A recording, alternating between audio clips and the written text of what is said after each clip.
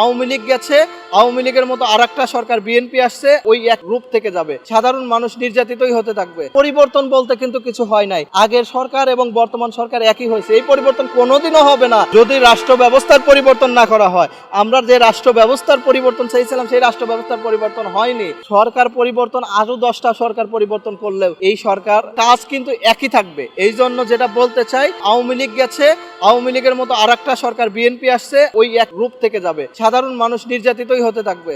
এবং বাজেটে যে অবস্থা হয়েছে আপনারা দেখেন, মধ্যবিত্ত এবং দরিদ্রকে মেরে ধনীদের ঋণ খেলাপিদের বাঁচানোর একটা বাজেট তারা পাশ করেছে। এবং সেখানে তারা বলছে কোনো কিছুর দাম বাড়েনি। কিরকম শুভঙ্করের ফাঁকি আপনারা দেখেন, বলছে কোনো কিছুর দাম বাড়েনি, কিন্তু তার 15 দিন আগে গ্যাসের দাম বাড়াচ্ছে, 1 মাস আগে বিদ্যুতের দাম বাড়িয়েছে, তার 15 দিন আগে বাস ভাড়া বাড়িয়েছে, বাজেটের কয়েকদিন আগে আপনি দাম বাড়িয়ে এখন বলছেন কোনো কিছুর দাম বাড়েনি। এই রকম শুভঙ্করের ফাঁকি দিয়ে সাধারণ মানুষের সাথে এরকম প্রতারণা করেন। সাধারণ মানুষ যদি খেপে যায়, হাসিনা জানে হাসিনাকে যেভাবে বাংলাদেশ থেকে বিতাড়িত করছে, আপনাদেরও বাংলাদেশ থেকে বিতাড়িত করতে তারা সময় নেবে না। বাংলাদেশের মানুষ বুক চিতিয়ে লড়াই করতে জানে। কেউ হাসিনা হয়ে উঠতে চায়, হাসিনাকে কিভাবে তাড়াতে হয় সেটাও বাংলাদেশের মানুষ জানে।